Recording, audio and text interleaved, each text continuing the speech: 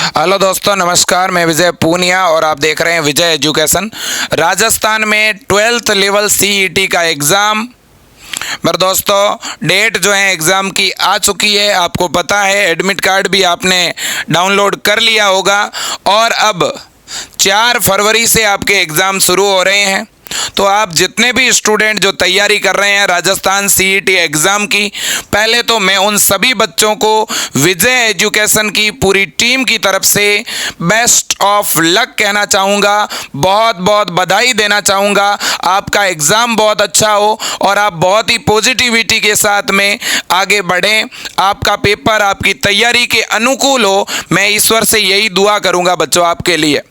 और अब देखिएगा एग्ज़ाम पर हम थोड़ी चर्चा करना चाहेंगे। ड्रेस कोड क्या है, एग्ज़ाम से रिलेटेड क्या गाइडलाइन है, कितने बजे जाना है, क्या क्या बदलाव हुए हैं, सेंटर को लेकर, एडमिट कार्ड को लेकर क्या कोई बदलाव हुआ है क्या, इस पर भी हम बात करेंगे।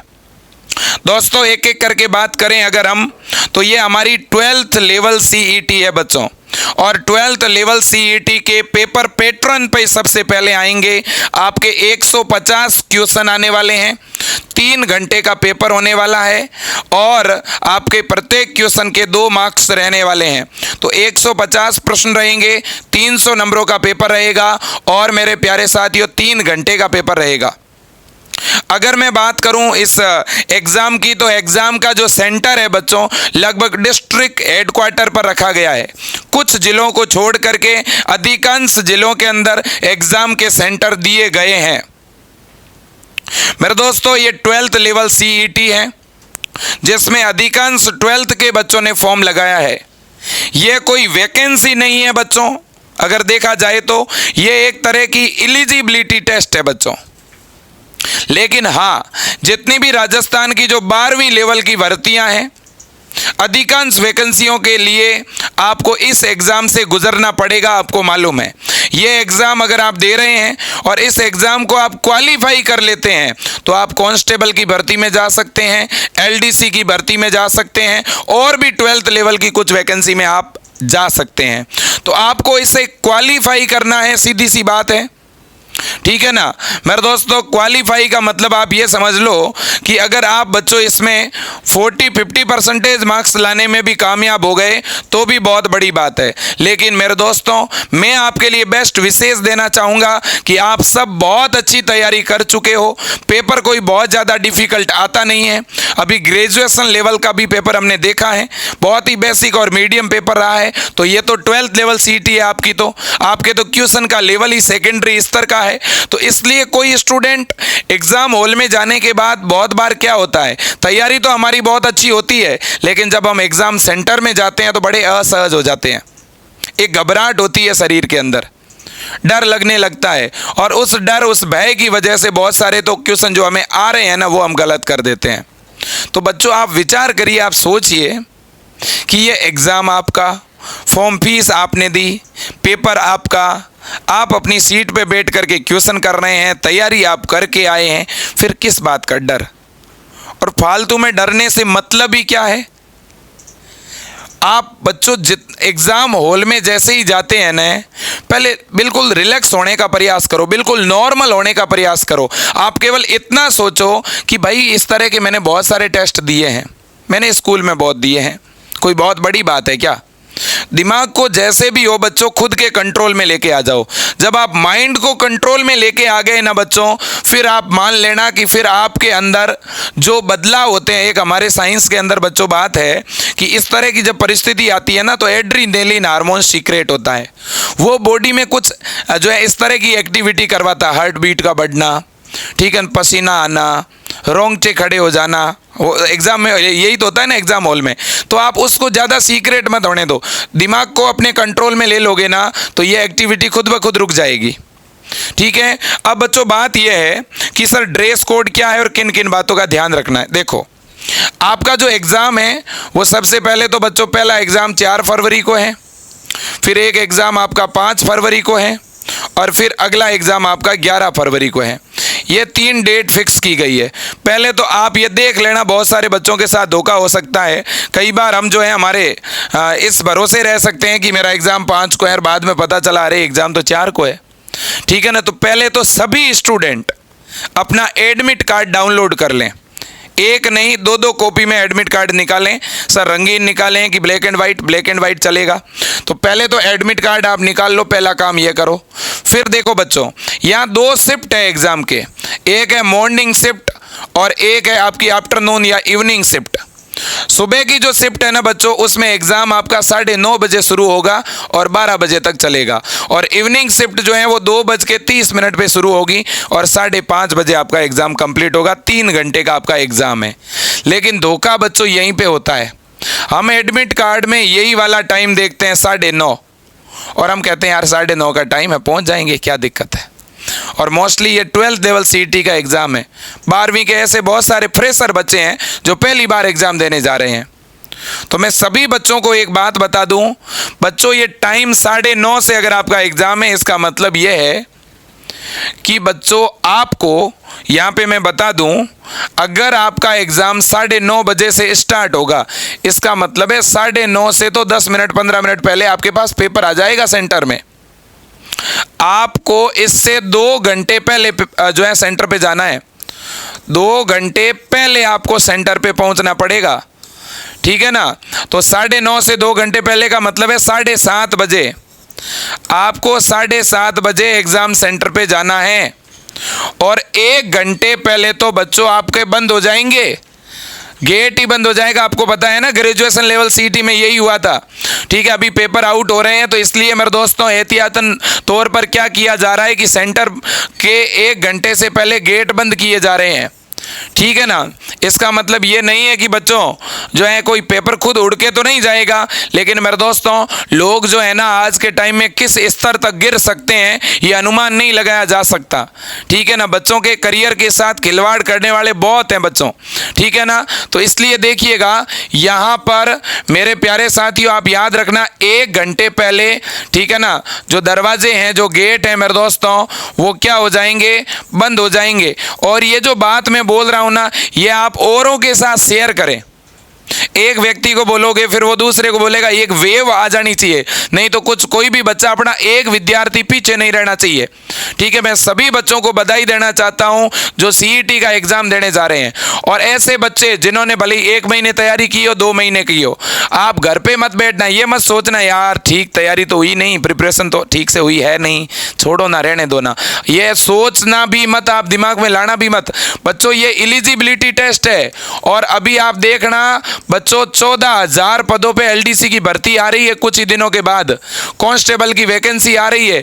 और मेरे दोस्त अगर आप इस एग्जाम को देने जा रहे हो ना सीईटी को, तो 100% भैया क्वालिफाई तो करना है, कोई मेरिट में थोड़ी ना आना है, अपने को क्वालिफाई करना है। बस क्वालिफाई कर लिया तो आप 14,000 की जो वैकेंसी आ रही है एलडीसी उसमें एलिजिबल हो। और मेरा निवेदन है कोई भी एग्जाम छोड़े नहीं, जिसने फॉर्म भरा है सभी एग्जाम देने जाना, ठीक है ना। कितना भी सेंटर दूर आया हो कोई फर्क नहीं पड़ता, ठीक है ना। अब देखिए बच्चों, तो आपके जो एग्जाम सेंटर का गेट है वो बच्चों 1 घंटे पहले बंद हो जाएगा, ठीक है ना। तो इसका मतलब ये हुआ कि आपको मिनिमम कम से कम 2 घंटे पहले सेंटर पे पहुंचना है और 1.5 घंटे पहले तो हर हाल में पहुंचना पड़ेगा आपको, इस बात को समझ लीजिए। और अगर आपका 2:30 बजे एग्जाम है बच्चों, तो आप ये समझ लीजिए कि आपको जो है करीब करीब बच्चों 11:30 या 12 बजे तक तो हर हाल में पहुंचना ही पड़ेगा सेंटर के आगे, ठीक है। 12 बजे से आपको एंट्री दे देंगे, 1 बजे से गेट बंद हो जाएंगे, ठीक है बच्चों, मतलब 12:30 सॉरी, ठीक है ना।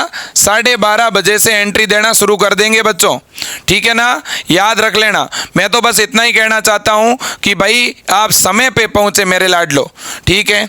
अब देखिएगा यहां पर हम बात करेंगे कि सर कौन कौन सी चीजें लेके जानी है, ड्रेस कोड क्या है, ड्रेस कोड क्या है, साथ में क्या लेकर जाना है राजस्थान सीईटी एग्जाम के लिए ड्रेस कोड, ठीक है। अब बच्चों देखिए, अगर हम ड्रेस कोड की बात करें तो आप एक एग्जाम की दृष्टि से जो नॉर्मल यूनिफॉर्म है वो पहन के जानी है। स्वेटर की इजाज़त नहीं है। मफलर, स्वेटर, जो कनपट्टी, ये चीज़ें, शॉल, इनको अंदर ले जाने की अनुमति नहीं है, लेकिन सेंटर तक तो ले जा ही सकते हो आप, कोई दिक्कत नहीं है। ठीक है ना, बिल्कुल। बच्चों शर्ट आपका जो है हाफ बाजू का हो तो ज़्यादा सही रहेगा, टी शर्ट हो तो और भी ज़्यादा बेटर रहेगा। 3 घंटे के लिए अंदर जाना है, ठीक है ना, फिर वापस बाहर आके अपनी स्वेटर जो भी है वो पहन लेना है ना। तो अपना टी शर्ट या हाफ बाजू का शर्ट, ठीक है, ये हो तो ज़्यादा सही है। स्लीपर भी पहन सकते हो, शूज भी पहन सकते हो, बट स्लीपर हो तो ज़्यादा सही है। क्या जीन्स वगैरह पहन सकते हैं? बिल्कुल पहन सकते हो, ठीक है ना। बट ध्यान रखना आपके जो भी शर्ट वगैरह है उनके इस तरह से कोई बड़े स्पेसिफिक बटन जो है नहीं होने चाहिए। एक नॉर्मल जो यूनिफॉर्म एग्ज़ाम के लिए हो वो होनी चाहिए बच्चों, बड़ी बात ये है, ठीक है ना, बिल्कुल। अब देखिएगा यहाँ पे मैं ये कहना चाहता हूँ कि आपको सबसे पहली बात और बड़ी बात है, क्योंकि जब भी एग्ज़ाम आता है तो कोरोना आता है, मास्क आपको साथ में ले जाना पड़ेगा।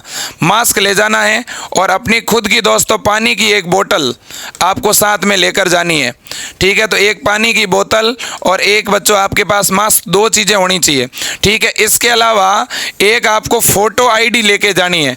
फ़ोटो आईडी में आपका आधार कार्ड भी चलेगा और या कोई और आईडी है तो भी चलेगी, लेकिन उस आईडी के ऊपर आपका फ़ोटो होना चाहिए। क्लियर है कि नहीं? बिल्कुल। इसके बाद में ओरिजिनल आईडी होनी चाहिए, फ़ोटो आईडी ओरिजिनल होनी चाहिए, और बिल्कुल नॉर्मल ड्रेस हो, आपके एडमिट कार्ड आपके पास हो, एडमिट कार्ड 2 कॉपी में रखना बच्चों, ठीक है। और आपको कम से कम 1.5 घंटे पहले सेंटर पे पहुंचना है, कम से कम, और मैं तो कह रहा हूं 2 घंटे पहले पहुंचो भाई। इसके बाद में अब मैं बस की बात करना चाहता हूं बच्चों। राजस्थान सरकार ने बस फ्री कर रखी है, ट्रेन फ्री नहीं है, बस एग्ज़ाम से 1 दिन पहले और 1 दिन बाद, ठीक है ना। जैसे आपका एग्ज़ाम 4 तारीख को है तो 3 को, 4 को और 5 को और 6 को, इन 4 दिनों में बस फ्री है। 3 फरवरी, 4 फरवरी, 5 फरवरी, 6 फरवरी, फिर 10 फरवरी, 11 फरवरी और 12 फरवरी, इन 3 दिन भी बस फ्री है। लेकिन वो यात्रा तभी कर पाओगे जब आप एडमिट कार्ड दिखाओगे, और वो भी गवर्नमेंट की जो बसें हैं रोडवेज़ की वो फ्री है। लेकिन ये भी नहीं है कि बिल्कुल फ्री बस के इंतज़ार में भी नहीं रहना है। वो अगर कोई बस किसी रूट में नहीं हो तो आप जो भी दूसरी सुविधा है उससे चले जाना, ठीक है, बिल्कुल। बच्चों आपको फ़ोटो 2 आपको फ़ोटो साथ में लेके जाने हैं, ध्यान रखना, ठीक है ना। आपके पास में 2 कलर्ड फ़ोटो होने चाहिए, 2 रंगीन फ़ोटो होने चाहिए, ठीक है ना। तो 2 रंगीन फ़ोटो हो, आपके पास एडमिट कार्ड होना चाहिए, ठीक है ना, और आपके पास में फ़ोटो आईडी प्रूफ, ठीक है ना, आधार कार्ड भी हो सकता है, ठीक है। अब बच्चों देखिए, पेपर में आप सभी को मालूम है कि अपने पेपर में 150 क्वेश्चन आएंगे, हमें 3 घंटे का समय मिलेगा, ठीक है, और हमारा पेपर 300 मार्क्स का रहेगा। अब टाइम मैनेजमेंट बहुत बड़ा इश्यू है, 12th लेवल का एग्ज़ाम है, 12th के बच्चे हैं, टाइम मैनेजमेंट बहुत ज़रूरी है बच्चों, ठीक है। देखिए यहाँ पे नेगेटिव मार्किंग नहीं है, मैं बड़ी बात बता दूं आपको, इस एग्ज़ाम में नेगेटिव मार्किंग नहीं है, ठीक है ना। नेगेटिव मार्किंग नहीं है, इसका मतलब है आपको 100% क्वेश्चन अटेंड करने हैं, 100% क्वेश्चन करना है, एक भी क्वेश्चन पीछे मत छोड़ना बच्चों। अब आप कहोगे सर आपने तो 100% करने के लिए कहा है, ठीक है ना, तो बस करने शुरू कर दिए, ऐसे भी नहीं। पेपर को बच्चों 2 हिस्सों में बांट लेना, 3 हिस्सों में बांट लेना। पहले क्या करना, जब क्वेश्चन शुरू करो आप करने, ठीक है ना, याद रखो जो पहली बार एग्जाम देने जा रहे हैं उनको भी कहूँगा कि आप है ना बच्चों एक OMR सीट प्रिंट निकलवा लो।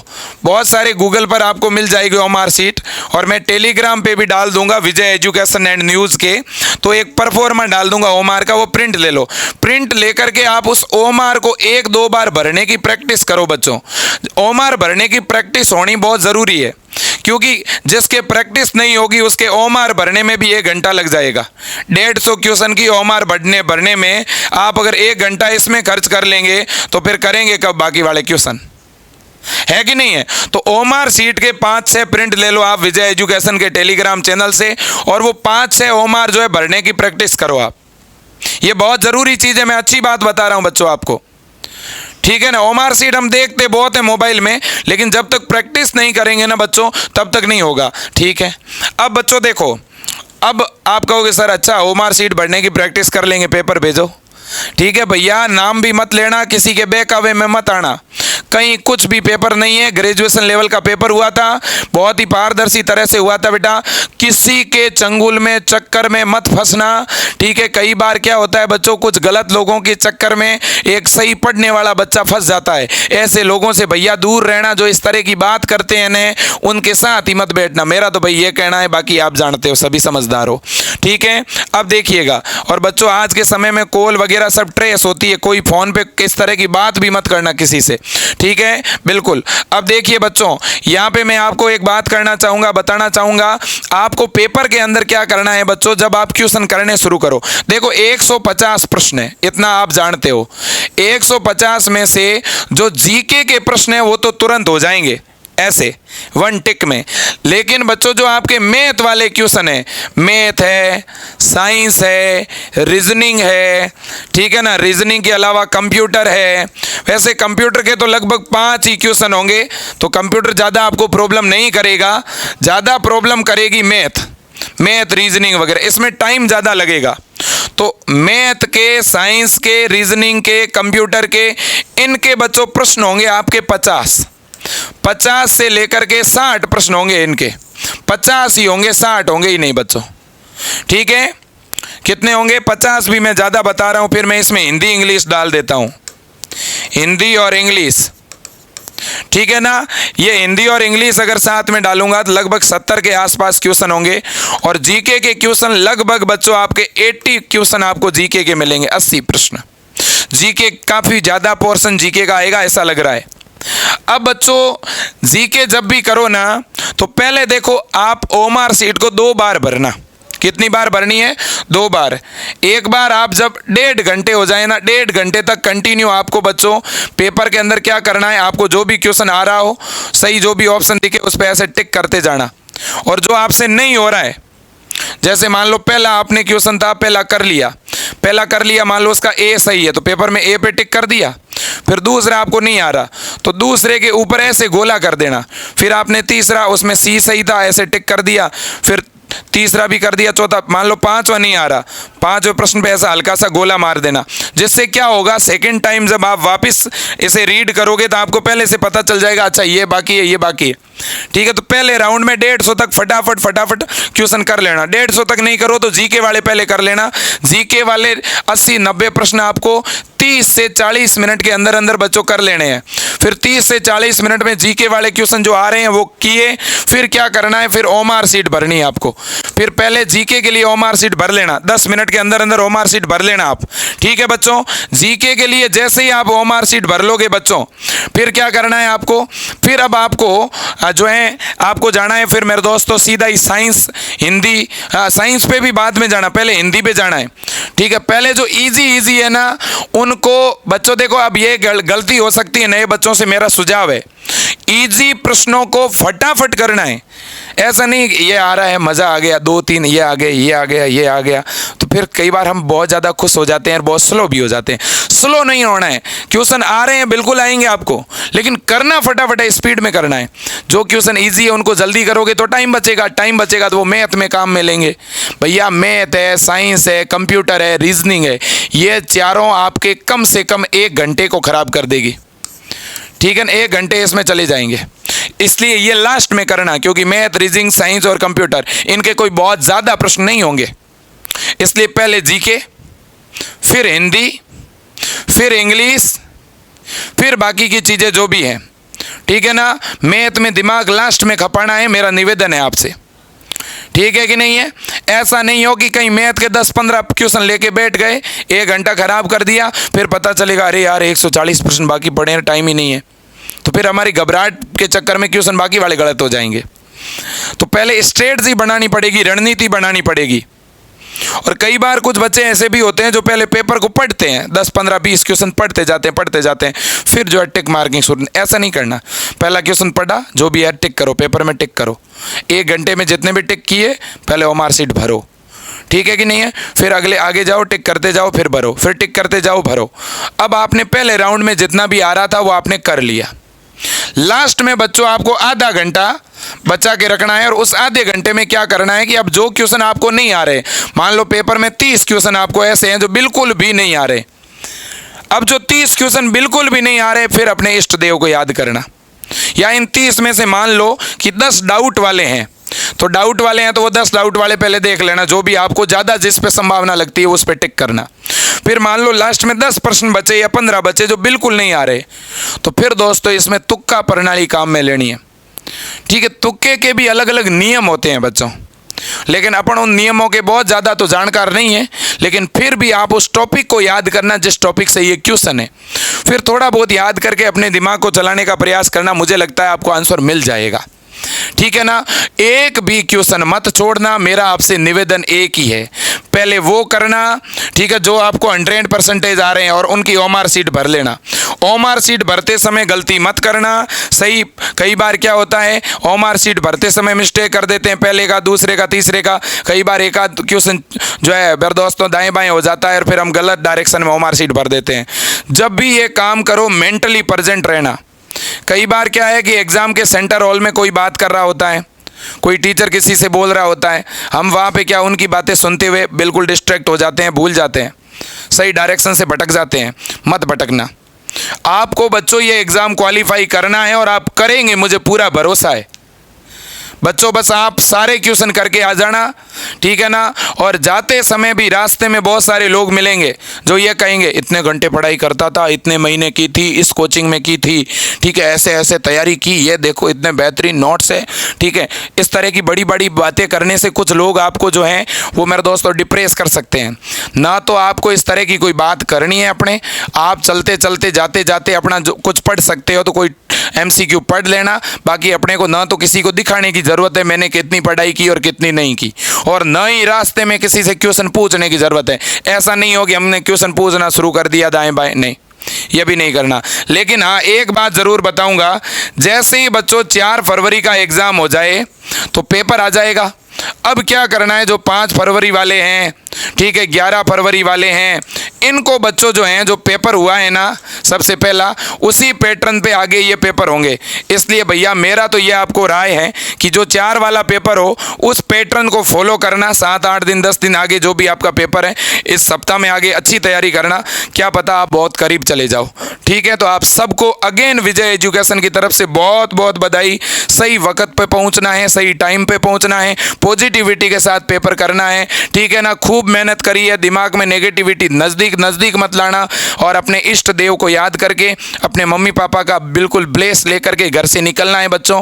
ठीक है ना, बिल्कुल थोड़ा सा गुड़ मेरे दोस्तों जीभ के ऊपर रख करके मम्मी पापा का आशीर्वाद लेके रवाना होना है। और एग्ज़ाम हॉल के अंदर भी बच्चों जब क्वेश्चन करना शुरू करो तो एक बार अपने इष्ट देव को, जो भी आपकी परम शक्ति है, ठीक है मेरे दोस्तों, जो भी आपके अंदर आत्मा रूपी परमात्मा है, उसको याद करके काम शुरू कर देना और आपका काम सफल हो जाएगा, इसमें कोई दो राय नहीं है। ठीक है, आपने जो भी जितना भी पढ़ा है सब कुछ याद आने लगेगा, इसमें कोई दो राय नहीं है। आज के लिए इतना ही।